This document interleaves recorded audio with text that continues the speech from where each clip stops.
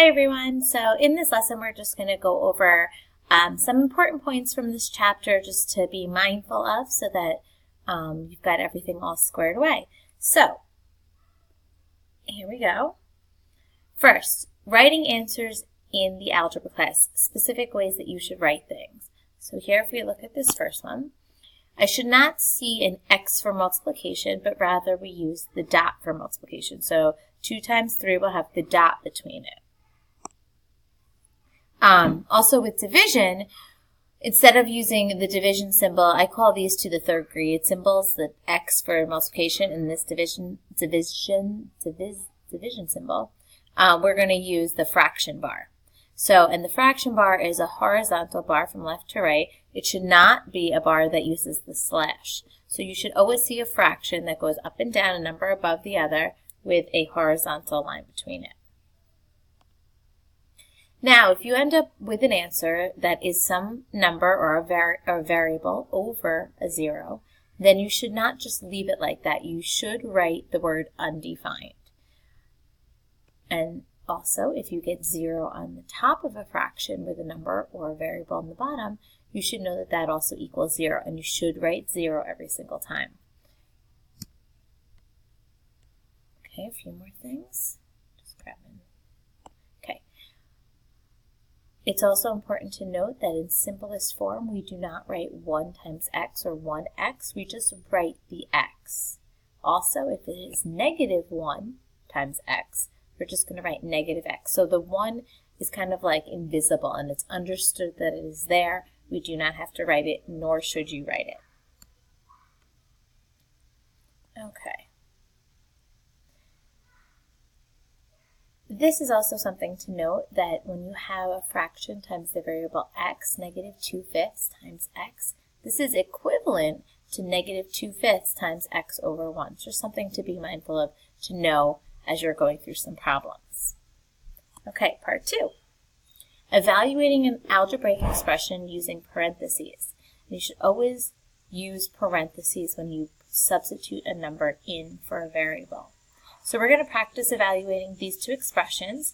As I show the expression, it would be a good idea to pause it and you try and do it and see if you get the same answer that I get. Okay, so let me delete this box. Here's my first one for you. Now I'm going to write on my surface as I'm doing this, so it might be a little bit sloppy. So try your best, keep your notebook nice and neat. So this equals, and I keep my 25, times a. Now a, if I look up here, is 4/5. Times b, which is 3/5, plus y, which is 3, over x, which is 2, times z, which is 4. Okay, so now we just got to keep going and simplifying this so that we get an equivalent answer that's in simplest form. Now, if I multiply these two fractions here, you should notice that the denominator of the two fractions is actually going to end up being 25, which will help us, and it should cancel each other out. 4 times 3 on top is 12, so I have 12 25ths there. Bring down my 3, all over 2 times 4. I'm also going to multiply there is 8. Okay, so let's get some more space. Equals 25, oh, I don't need to write that again, because these two here, the two 25s, it's like 25 over 1, are going to cancel each other out. So I'm going to be left with 12 now, plus 3 over 8. And 12 plus 3, I'm just going to go to the right here because I'm running out of room, is 15 over 8. You can leave this, it's a simplified improper fraction, or you should realize that this also equals 1, and what is that, 5/8? Nope, what am I saying, 5 7/8?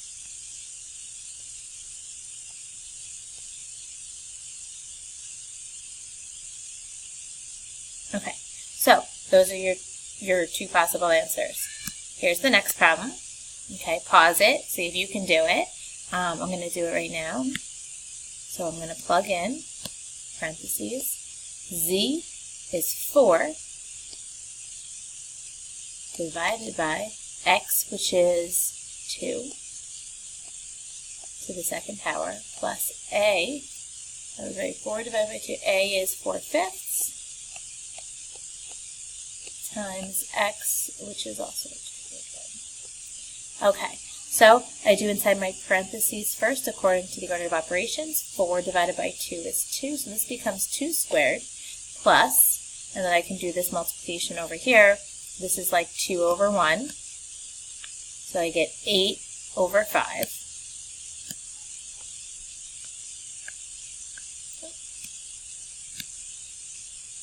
2 squared is 4, so it's 4 plus 8 over 5.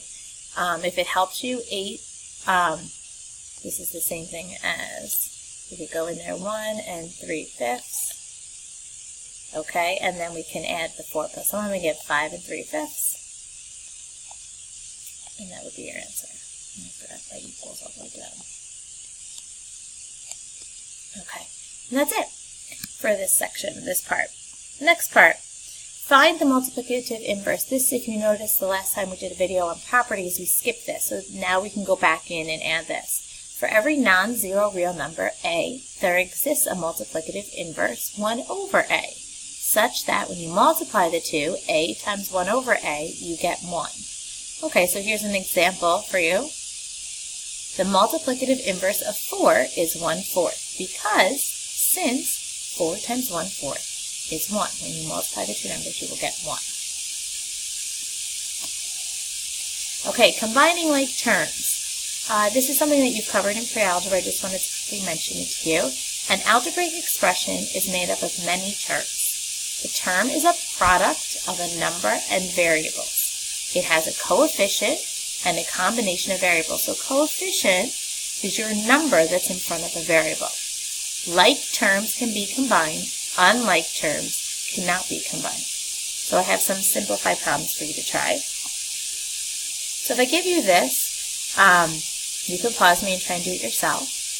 First thing you would do is you would distribute that 6, and you would get 6a plus 6b plus a plus 3b. Now remember, if they're like terms, you can only put together the ones that have the same variable and raised to the same exponent. So those two would go together, and then the two b's could go together. And you should get 7a plus 9b. Okay, my other problem for you to try. Now this one is a little bit harder because there's fractions involved, and as soon as you see them, they can be a little confusing. Important to note, something that you may not know, or some of you may know, is that negative, when we have this x over 8, is the same thing as negative 1/8 x. Okay, so you can pull out, there's that imaginary 1 sitting right there, and you can pull it out so it's a fraction in front of or being multiplied to the x.